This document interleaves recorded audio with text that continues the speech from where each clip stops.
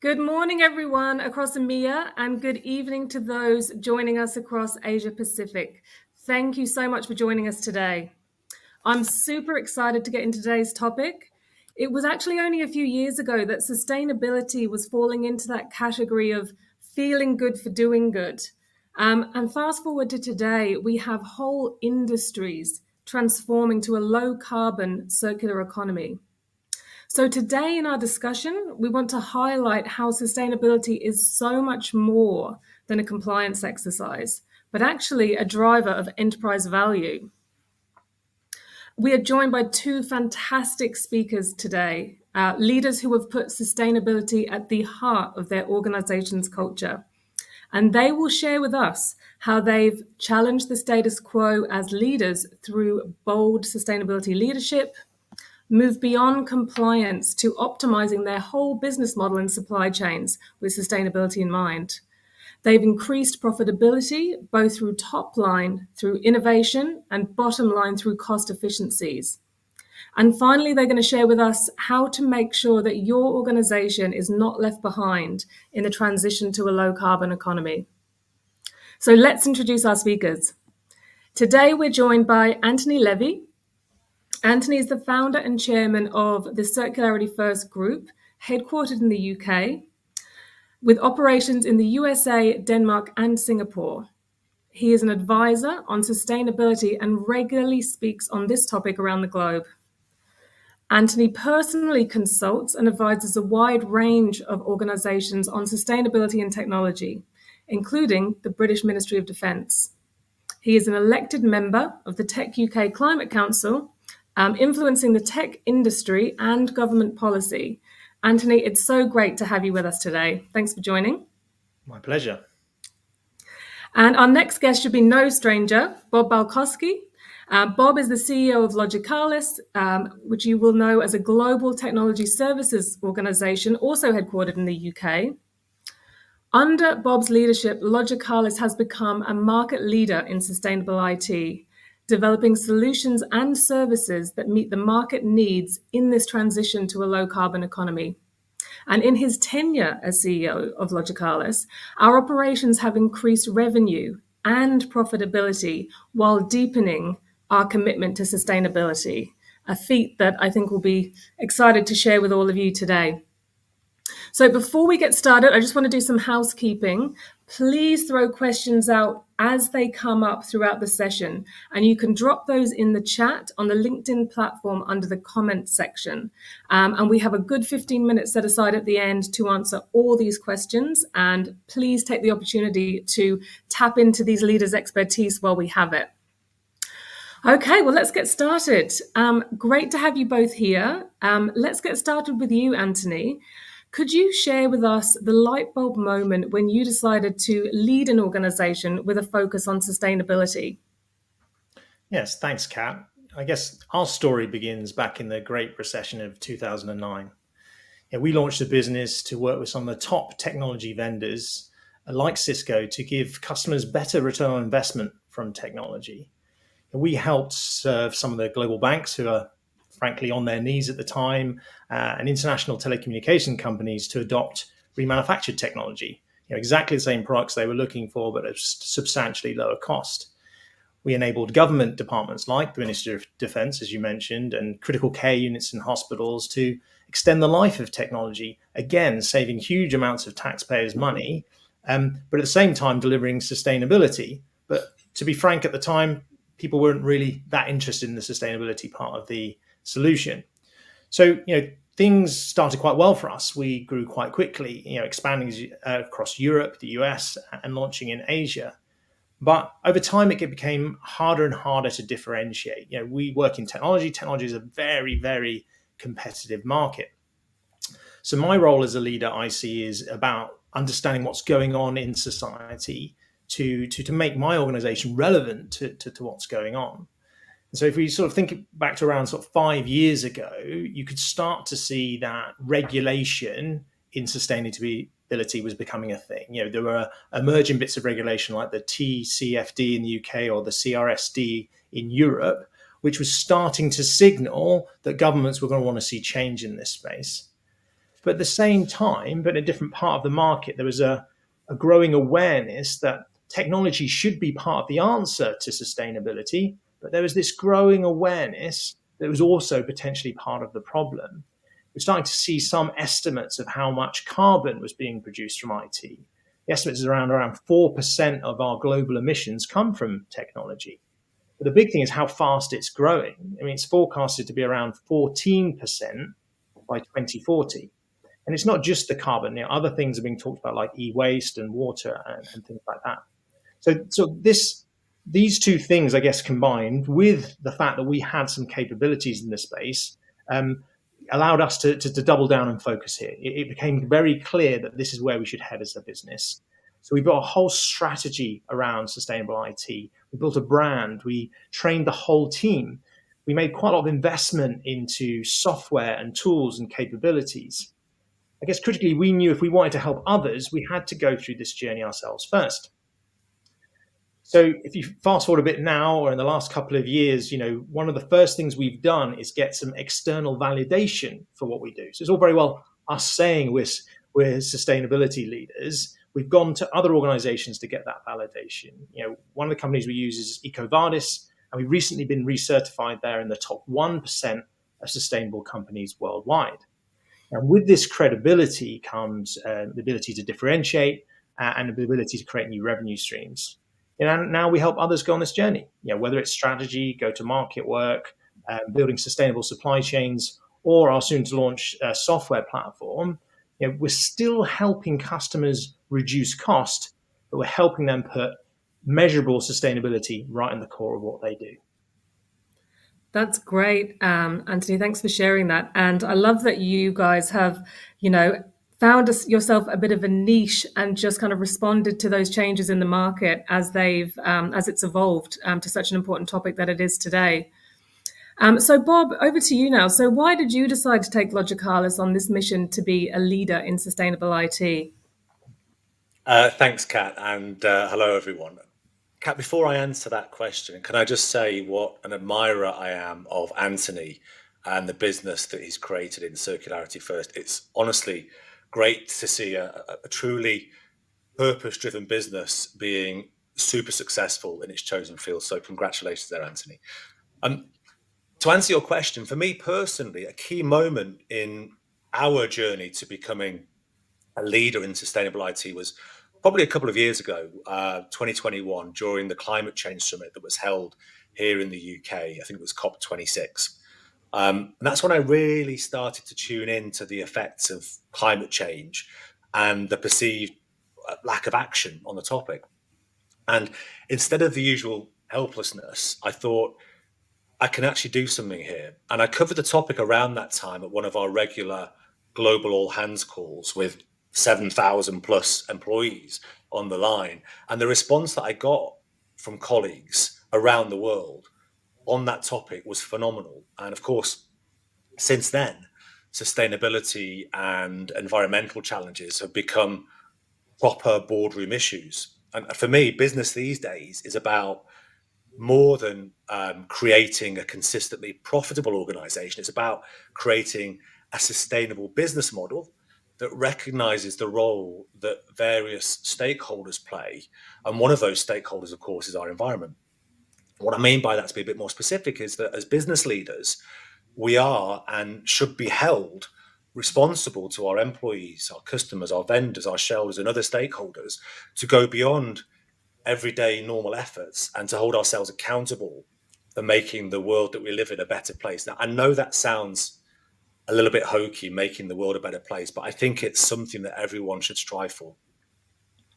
Absolutely, Bob. And as you know, one of the employees who's kind of gone on that journey with you at Logicalis, it's been such a kind of eye opener and a pleasure.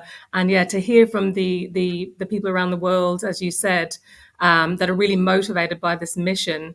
But can you tell us a little bit more about how Logicalis employees globally have received our efforts in this area? Sure. Well, I mean, it's been embraced by everyone across the organization at all levels. When I originally tabled our sustainability commitments to my global executive team almost 3 years ago, I was a little concerned that there might be some pushback or strong disagreement. But there was, in fact, unanimous agreement about the way to move forward. So much so that even when I added that this would mean that there would be a hard KPI, which would be tied to their bonus arrangements, they were still incredibly supportive. So that was heartening. And our people around the world have been phenomenal. They really have. They want to know how they can help. And so we spent a lot of time in our global updates talking about this topic in particular, and the progress that we've made, and frankly, what's still left to do. And there's a long way for us and other organizations to go. But let me give you just one example of how the organization reacted. We've recently rolled out training, just this year, in fact, for the fundamentals in sustainability and ESG. And people have really welcomed that because they just want to get up to speed on this topic so they can feel knowledgeable about it. They want to understand more about the impact that they can make. And that training has really helped them get up to speed. Amazing. So it's very inspiring, actually. And so it's great that we've been able to, really motivate and mobilize our global teams around this mission. How has the market at large responded? For our customers and the market, it's trending in the same direction. In other words, it remains a hot topic. Most customer interactions that we have, this is a topic that we discuss with them at their instigation. We do a global survey every year of IT leaders and CIOs, and we have roughly 1,000 respondents. So it's quite a robust set of data. And this year's report shows that 96% of IT leaders are involved in their company's overall sustainability planning and target setting. And 92% are implementing sustainability initiatives and technologies this year. So if we weren't already headfirst into this strategy, then I think that data alone would guide us there pretty quickly. Absolutely. Thanks, Bob, for sharing those insights. So, Anthony, I might move back to you for a moment to touch on the issue of compliance, which I know is a bit of a dry topic, but I think it's an important part of that enterprise value. It's coming up as a big issue in Europe, like you mentioned at the beginning. What are some of the key things our audience here need to be aware of? And can you share anecdotally some of the conversations you see coming up with leaders in this area as part of your consulting work? Yeah, definitely, Kat. And look, we get asked questions about regulation a lot. And I think the first thing to realize is regulation is here already. There are organizations already under regulatory requirements. Whether you are personally, certainly one of your customers, one of your suppliers is already there. And requirements are only going to go one way. Ultimately, we're all going to be under some kind of sustainability regulations. And from what we observe, it's the fastest evolving set of regulations worldwide. So there's a lot more to come. And on that point of worldwide, there is also significant regional variance. We've talked a lot about carbon here in Europe, but in other parts of the world, regulation might be more focused towards water or deforestation or many other topics. You and I explored this a bit in our go-to-market work together. Frankly, when we talk about regulation, it can feel overwhelming. When we work with customers, we encourage them to start by looking at sort of the widest definition of sustainability, often through the lens of the UN's 17 Sustainable Development Goals. But that might mean you might be talking about equality, you might be talking about life in our oceans, you might be talking about responsible production and consumption. So that's often quite an eye-opening moment for customers. But the key thing then is to prioritize what is key in your market from a regulation point of view, but also a relevance point of view for your customers. And then you've got to go about building some confidence and some capability to know how to measure and reduce these impacts. If we narrow down on the tech industry, because I think most of this audience is a little bit more tech orientated, obviously carbon's a factor that's being discussed a lot. But again, water use is key. We'll see that emerging massively around data centers. E-waste is a massive growing problem, but also something that's known as critical raw materials. So these rare metals and minerals we use in our technology are also going to become more and more regulated. If we zoom back out for a second, regulation starts with measurement. Okay, most of the regulation we see at the moment is just about measuring impacts. But that isn't the end goal. The end goal has to be reduction. And really, that means that governments are going to put in taxation. It really is the only other lever governments have to proportionately encourage reduction. Now, in response to that, many countries have begun to set pricing of what carbon tax levels could look like. One of the countries that we operate in is Denmark, and they've already set a price of $160 per ton of carbon. So let me try and make that tangible, because I think when we talk about tons of carbon, it can feel a bit abstract. I believe we've got a lot of technology resellers and integrators and service providers on this call today. So I'm hoping many of you will know what a network switch is. So if we imagine one 24-port network switch has about 2 tons of embodied carbon in it before it's ever switched on. We know this because the data didn't exist, but we've done the research. We've done what we know is known as a life cycle analysis. We took apart network switches, we weighed the materials and elements in the device, and we worked out what it took to extract those metals and minerals, put them into production, and transport them. But going back to the potential taxation, so 2 tons of carbon at a cost of $160 each. So that's $320 in a scenario where you might have to pay that on top of the purchase price for a switch. Okay, so that could be around 15 to 20% price increase based on the carbon embodied in that device. Now, that kind of increase would have a significant impact on you and your customers. We've already been through a kind of very challenging period of inflation, right? But how about we flip that and see that in reverse? Imagine you're deploying a project that has 100 switches in it. But imagine you could deploy that in a way that had measurably less carbon. You could potentially be saving a customer $32,000 if you could reduce that carbon footprint to zero. So you can see how this becomes a material impact for us to consider. And one of the key things we talk about with customers is this dual role of measuring your own footprint, but also then helping your customers measure theirs. You're going to have to measure regardless. So we suggest to people that they go one step further and get ahead of regulation. Help your customers measure their impacts, and because they're going to be paying a lot more, they'll be willing to pay quite a lot of money to reduce taxation in the future. You might be wondering, where would you start in this process? But you don't need to reinvent the wheel. Tools exist, and we can point you in the right direction. I know Logicalis has built a powerful tool. We have some tools that can help, but there are others in the market that can help you go on this journey. Wow, that is fantastic insights, Anthony. I definitely want to come back to unpack some of those, like how you mentioned, a customer, how we can actually help our customers measure, like measuring your own footprint first of all, but then helping customers to do the same. But just picking up on the point of compliance and going over to Bob. So Bob, how is Logicalis reporting against commitments, given there's such variance in the territories across the world Logicalis operates in? Because we operate in over 30 territories. It must be quite a challenging aspect on this topic. Yeah, and I agree with what Anthony was saying earlier, that at first glance, it seems like a very, very daunting exercise, purely from a compliance perspective overall. And so to try to sort of mitigate that, we're taking an organisation-wide approach to try to keep ahead of regulations versus scrambling to meet them in each region. So I guess you could say we're being proactive. Specifically, there are 3 things that I would pick out. First of all, we've set consistent short and long-term goals across the organisation. We've implemented policies to achieve those goals, and we've set leadership incentives on achieving them, which trickle out throughout the whole organisation. Second of all, we've created a responsible business team, a global responsible business team, supported by regional volunteers who are on our global environmental council, and they help us report up data through the Carbon Disclosure Project. And of course, we also utilise platforms like EcoVadis to keep us on track. And third of all, we've got formal commitments that have been approved by the Science Based Targets Initiative.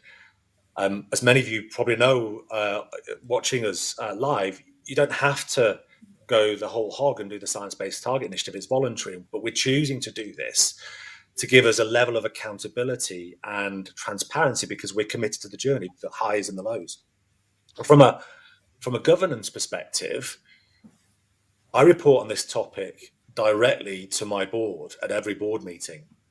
So they also make sure that I'm held accountable, as are my executive team for making sure that Logicalis delivers on its commitments. And why do they do that? Well, back to what Anthony said earlier, to have any credibility in this space when you're talking about this topic publicly or to customers, indeed, even the vendor community, you need to have demonstrated that you've gone through this journey yourself. And that's why we're so focused on it. Absolutely. Thanks, Bob. And, this whole journey, it's really change management 101 and almost a whole transformation effort in itself, bringing everybody on the journey. What have been the biggest challenges that you could share with the audience? Yeah, you're absolutely right, Kat. It's a transformation project. And if there's anything that we know how to do in the IT industry, it's a transformation project. And look, as with any significant transformation, there are always challenges, and no exception here. So we're about to publish our first responsible business report, first ever.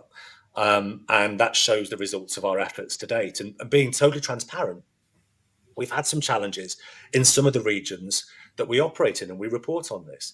For example, in South Africa, we didn't quite achieve our fossil fuel reduction target that we'd set due to what's called load shedding in that market, which is where essentially the national grid there shuts down regularly on a daily basis. So as a consequence of that, organisations, and Logicalis is no exception in that market, had to rely on diesel generators for backup power during those outages. And of course, that then increased the business's overall energy consumption.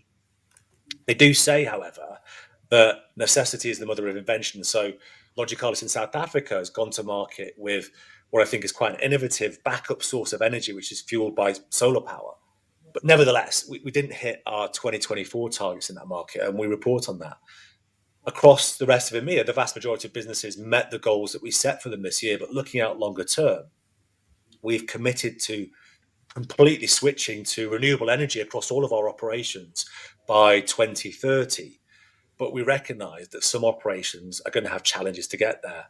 For example, Logicalis USA, it might take us until 2028 due to the size and scale of the operations. But in other markets, like, for example, in Spain, Logicalis there is already fully renewable and has a gold EcoVadis rating, which is great. Amazing. So moving beyond the topic of compliance now, in your experience, Bob, we'll start with you. How does a focus on sustainability deliver additional value for the enterprise? And you alluded to some of it there with South Africa's innovations. What else? How else can that happen? Yeah, I mean, this is a topic that I love to talk about. It's how I communicate to my board the impact of the sustainability initiative we're doing. But I'll start first because it's a very broad topic and I could go on for hours about this. I'll try to be concise here.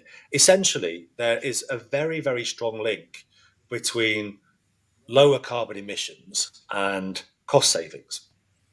The same applies to lower water utilisation and cost savings and so on. But sustainability and cost savings in a broader sense. And cost savings, of course, result in higher profits. And that's the first kind of easy connection between sustainability and improved enterprise value. Higher profits results in improved enterprise value. For Logicalis, looking internally, the focus on sustainability has categorically resulted in some significant cost savings. So an example here is our sustainable travel policy. We realized that travel was a significant contributor to our scope 3 emissions. And so we implemented a policy to reduce this. That was backed by a climate conscious travel company called Route Zero. And by the way, I encourage you to check them out, routezero.com. They're doing fabulous things in this space. But they have an application that we use now as part of our travel policy that proposes the most carbon efficient route to take for a business trip or for a flight. And by coincidence, often those travel routes are cheaper. And as a consequence of our emissions from travel, they've reduced by roughly 42% since we started the journey with Route Zero 18 months ago. But of course, the cost of travel has also reduced significantly. So that's really exciting. But I'm also really excited about the opportunity to engage with our customers on this topic, because I think that sustainability is an opportunity to innovate and to look at doing business slightly differently. So we're actively building a customer journey with sustainability at the core. For example, we've created the sustainable network transformation journey, which ensures that the network design in itself is as sustainable as possible. If customers come to us for a simple network refresh, instead of selling them like for like to the newest model, which is the approach that many of our competitors might take, instead we evaluate the carbon footprint of the current environment. We show the carbon savings and the energy savings of the new design. That new design will be a sustainable network which uses less power, fewer devices. Plus, we give the ability to measure, monitor, and control power consumption. And if the customer is happy with all of that, we'll, of course, procure the hardware requirements, but we offer to use refreshed, remanufactured kit where possible, and we'll ensure that any new equipment recommended is the least carbon intensive from a power output perspective. And we can report on the carbon savings and also the e-waste that's been diverted from landfill, which is something that we offer. No hardware will go to landfill. Finally, for all of our managed services customers, a big portion of our business is supplying managed services to many of our customers around the world. Those that are supported by our digital fabric platform, which is an innovation that we created in the last 12 months, we offer carbon reporting as part of the overall health of the IT environment. That's an ongoing measure of your carbon footprint of your IT environment. So then I tried to be concise. I wasn't as concise as I was hoping, but the summary is that the first way that a focus on sustainability can bring an increase to enterprise value is in the significant and really important area of cost savings. Lower costs equals higher profits equals higher valuation. Pretty simple. Thanks, Bob. And it's crazy when, hearing you talk about how Logicalis has pivoted to serve customers in this new market. We almost sound like a sustainable IT company, and taking customers on that transformation journey. So it's actually really exciting to be able to meet their needs in that way and the efforts. Yeah. So Anthony, continuing on from where Bob left off, where do you see sustainability adding real enterprise value beyond compliance? And I know we've discussed this at length, but it'd be great to share with the audience your thoughts on this. Yeah, brilliant. I think it's such a key question because I think a lot of people think about sustainability as something they have to do rather than they want to do. I mean, having led sales in the early stages of our business, I know the value of a differentiated conversation with a customer, something that takes you beyond the base price or functionality of what you offer. Sustainability can both change the conversation with your existing customers, the people you normally engage with, but also allow you to build new relationships, possibly at a more senior level than you're used to. And this is where Bob's spot on. You have to have built the confidence and capability in your customer engagements teams. They need training, otherwise they're not going to feel like they're ready to have these conversations with customers. And again, Bob touched on it too, but the ability to add new income streams. I think we're all looking for new things we can offer our customers. This is an emerging market. There is definitely incremental profit in new services, whether it's greenfield areas like measurement, which might start with carbon and expand into different areas of the customer sustainability priorities, or if you're a tech reseller or service provider, through the circular economy, you might, as you said, design sustainable architects. You might extend the life of technology. There are lots of different ways to increase the value for the customer, but also lower their impact. Even helping simple things like reducing packaging or handling a customer's waste are all potential chargeable services. We build sustainable supply chains for customers that deliver not only measurable lower carbon and materials use, but also greater profitability for us, but also our customers. So it's kind of a win-win, incorporating remanufactured technology and things like that.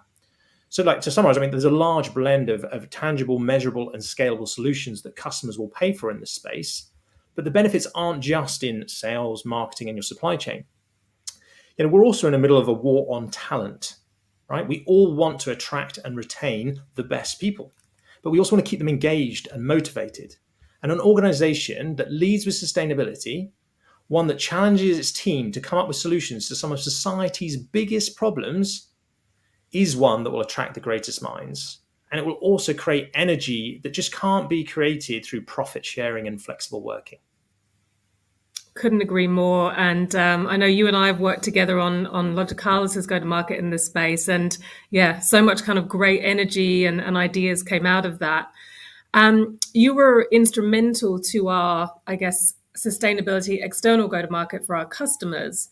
What market or needs did you observe in the market that informed this piece of work with us?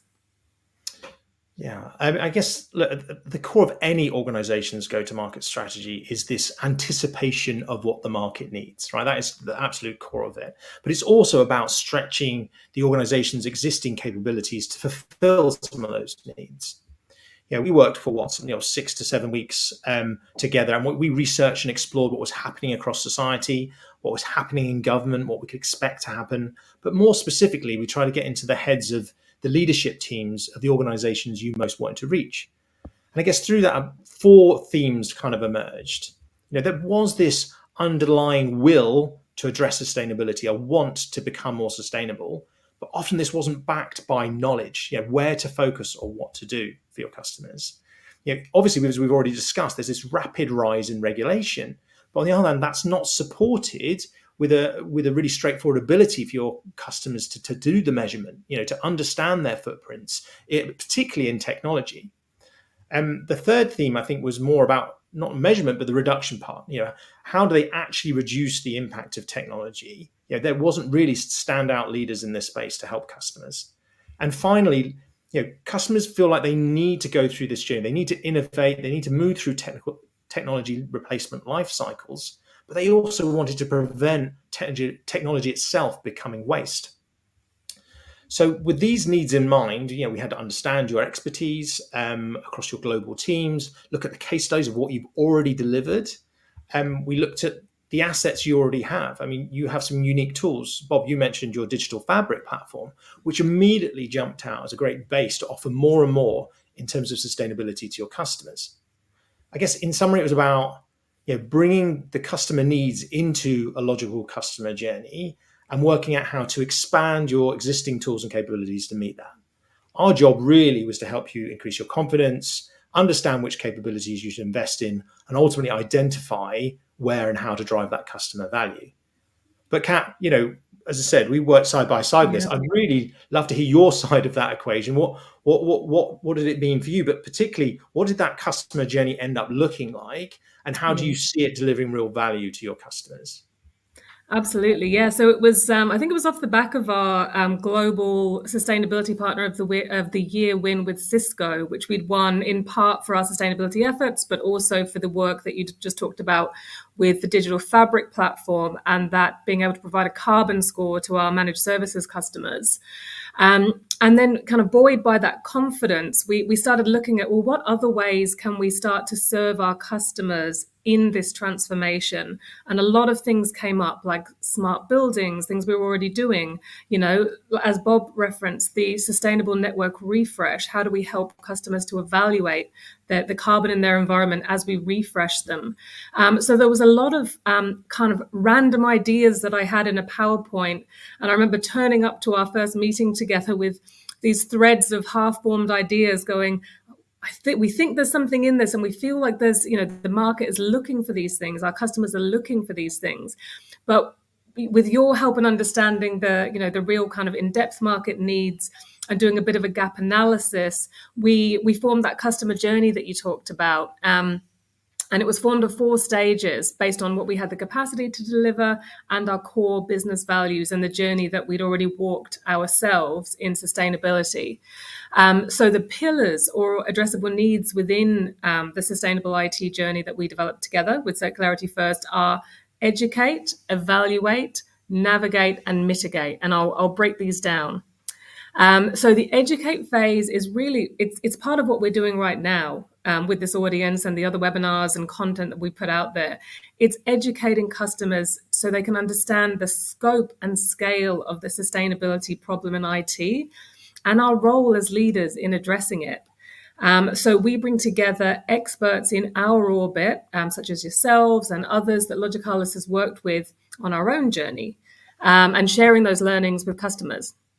Then the second phase is evaluate, so helping customers get a handle on the carbon emissions in their IT environment today. At the moment, we're mainly kind of having this discussion as we look at network refresh, but I'm sure as the year goes on, we'll expand to data center and other environments.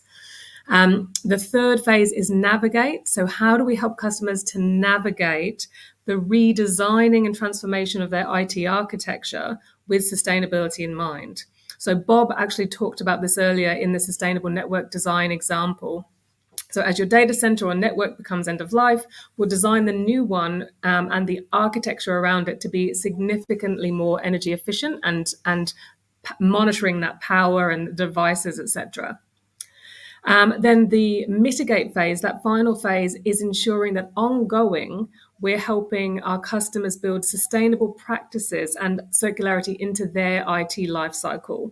So not only helping them measure, but manage what they're consuming as well and mitigate the impacts of things that you talked about, Anthony, e-waste, helping you reduce your future carbon over time in your IT ecosystem, but also managing, the e-waste as well. So for me, we're about to launch this soon, and for me, bringing together our knowledge of the technology industry and the focused solutions that we can offer, with your, sustainability consulting knowledge at Circularity First, really help to identify the gaps, define the journey, and something that we're really excited to take to market now. Any other comments from you, Anthony, on that process? I think I'd just add that this is probably the most exciting part of the business case for sustainability.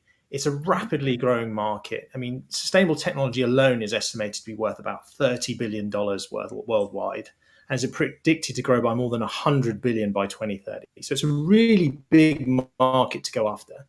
I guess on a personal level, I've seen how you've grown into this topic, how quickly you've learned about the space, and how much enthusiasm it's brought to you and your team members. And for your business, how it's already creating new opportunities with customers and suppliers. As leaders, we're often looking for a spark to ignite passion and engagement across our business, constantly looking for different messages to take to customers and solutions they see value in.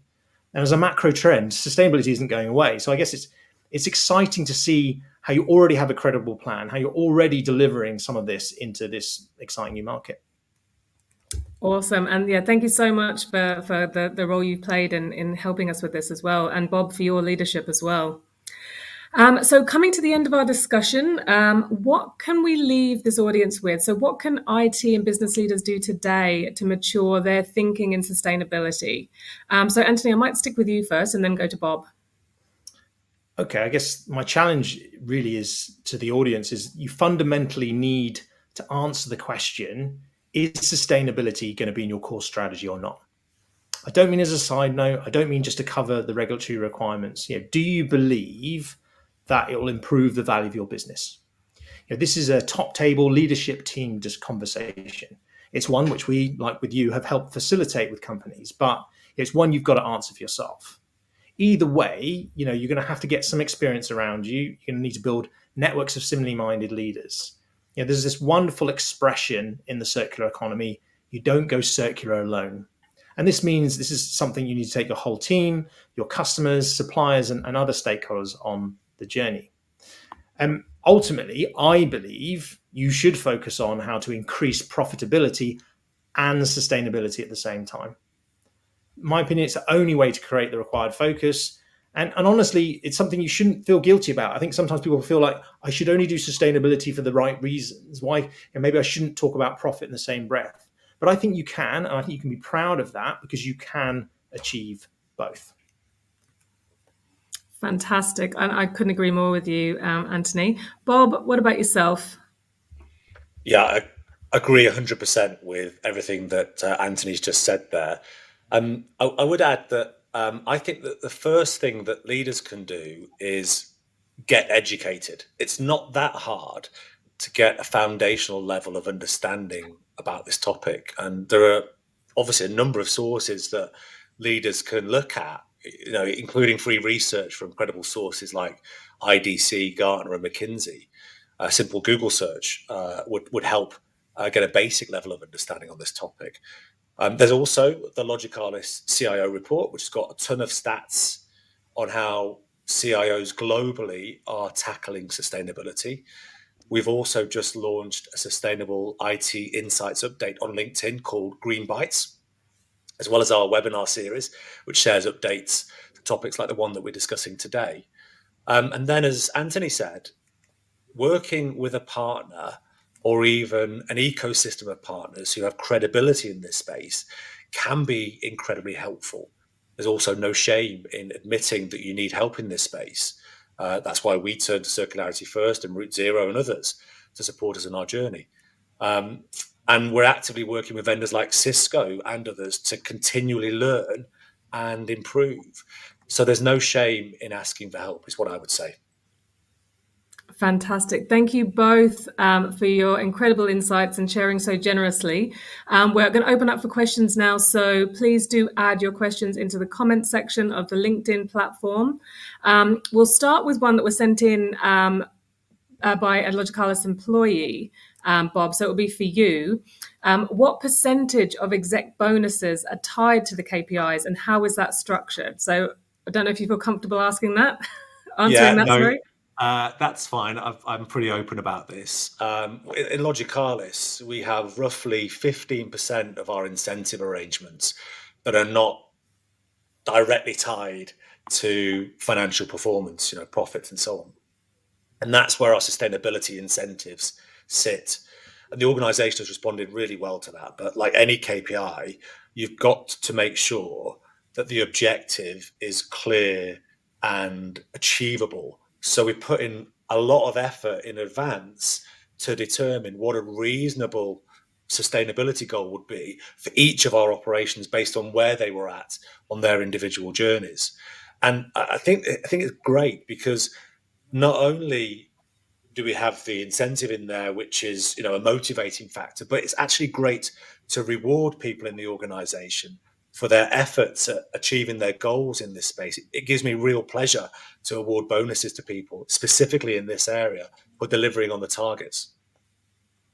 Absolutely. Great response. And thank you for sharing so openly.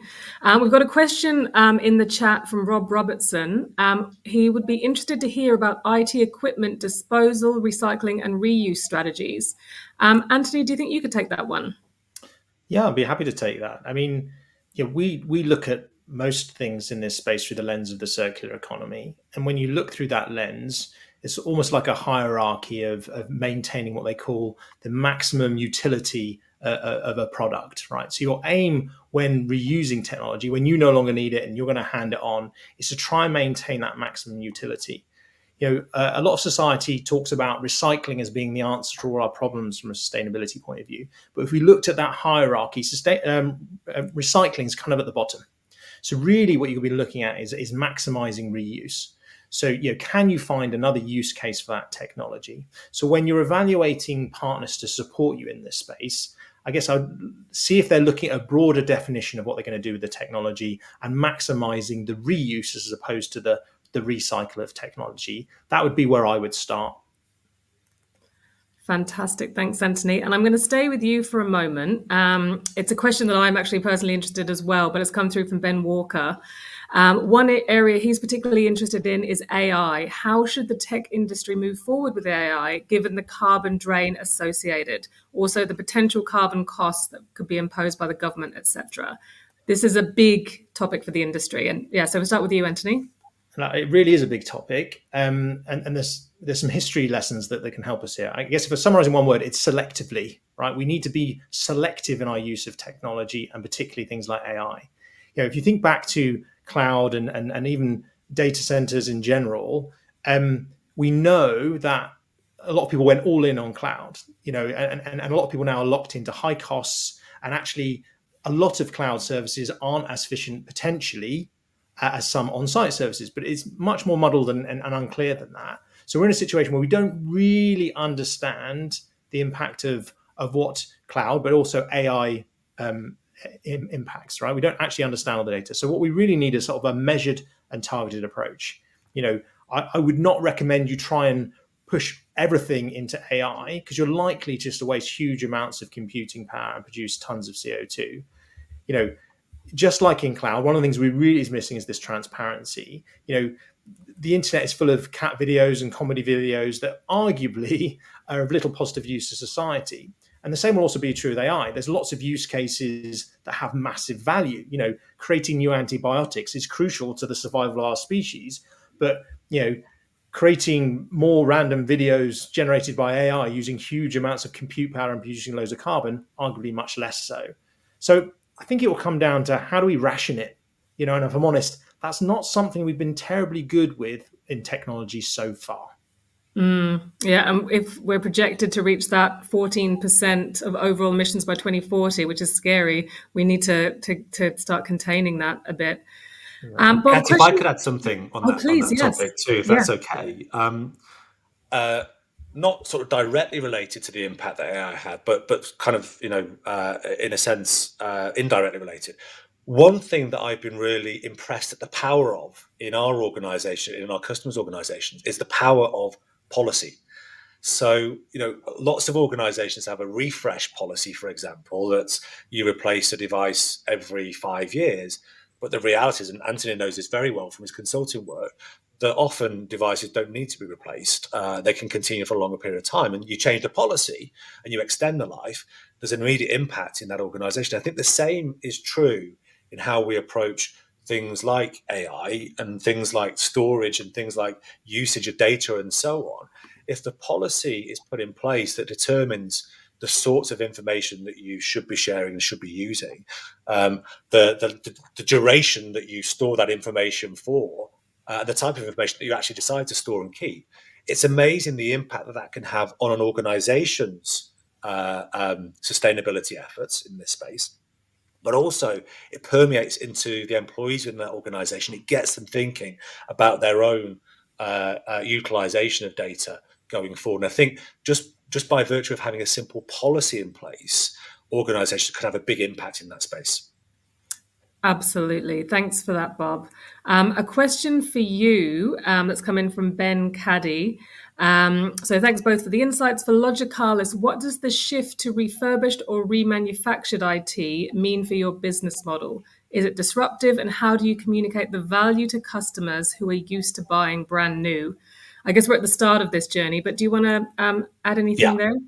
Well, look, I mean, we're all in the tech industry and we all love shiny new things all the time. And everyone wants the latest and greatest. But at some stage, the organization gets involved and says there's a budget here that you're going to spend up to a certain level on. So I think remanufacture is becoming more of our conversations with customers as they look to replace sometimes end of life equipment with just as good as new equipment that's remanufactured. I think we've got to get our minds around that. Will become more of a reality going forward. In our industry, it is a change in our approach because we make a lot of our revenue on the basis of selling new equipment. Also, we would sell remanufactured equipment too, but new equipment is a big part of our revenue streams in the past. I think, though, if you sit down with a customer and talk to them about extending the life of assets and using remanufactured where appropriate, and of course complementing that with new equipment as well, it only really strengthens the relationship that you have with that customer. It deepens the partnership that you have with them, and it deepens the trust. And so when it does eventually become time for them to either expand or replace equipment, they ought to turn to us because we've given them that very clear, open advice, which is in their best interest from a cost perspective and from an IT environment perspective upfront at the start of their journey.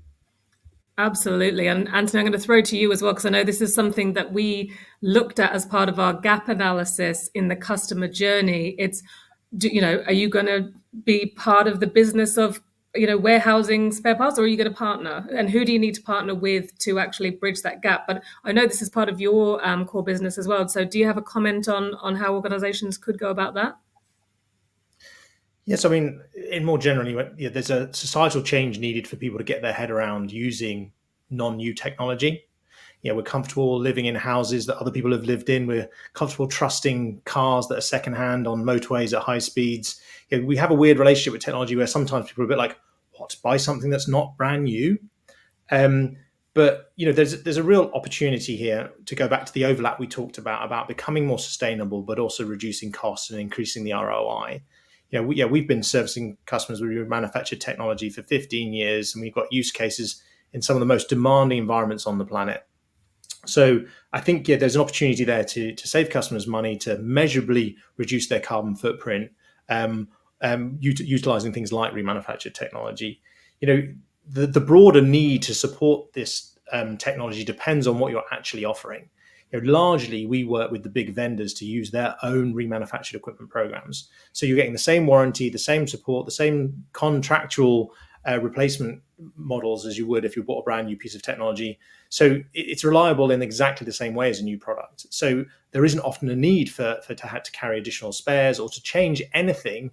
It's just the same product that's been used before. So there are models where you can look at sparing if you're extending the life of a technology that perhaps has gone end of sale, or dare I say even what the supplier might call end of life. There are sparing models there, but again, they can just be wrapped into similar kind of support contracts that already exist today. The biggest shift is in the mindset and in the education, so everyone understands the quality and reliability of what they're getting. So true. As Bob said, we need to, in tech, we've created a lot of problems with our addiction to these refresh cycles and shiny new things. But yeah, great comments there. So we might just have one or two more questions and go back to the discussion about boards. And there's a couple here that are kind of related. So we'll start with one from Tim Holmes. He would like some insight on what boards need to be discussing and in what order of priority. So I'll go to you first, Bob, if that's okay.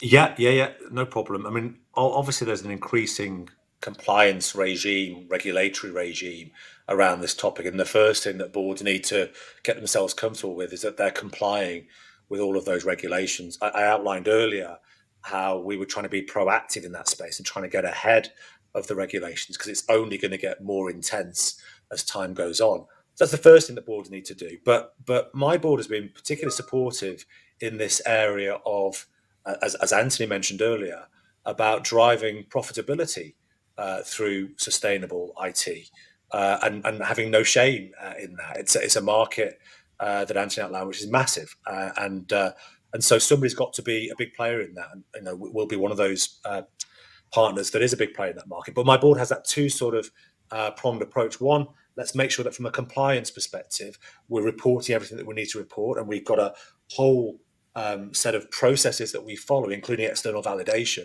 that gives us comfort that what we're reporting is accurate. But the second approach that my board takes is, are we able to use this as a way of driving profitability? Are you able to go to market by partnering with the vendors that are best in class from a sustainable IT point of view and deliver their solution to the market in the best possible way? 100%. Anthony, do you have a comment on that? I think Bob's spot on with all of that. The only thing I'd add is this kind of decision to be made. And Bob and in Logicalis, you've made this decision, but there's a decision: do you just do the basics to make sure you're compliant, or are you actually going to invest some resources of the company to go after this rapidly growing market? So there is a decision that needs to be brought to the board, to be discussed, considered, and made. So I think that's got to be made fairly early on, because it's going to define a lot of what happens next. Absolutely. Yeah, couldn't agree more. I'll just close off with one question, going back to the overall topic of increasing enterprise value and shareholder value through sustainability. So questions come in from Xander Monroe. What impact on market cap do you see that could be tied to sustainability initiatives within a business? So Bob, I'll start with you on Logicalis, if that's okay. Well, look, hopefully we've demonstrated through the course of this webinar that it's a no-brainer.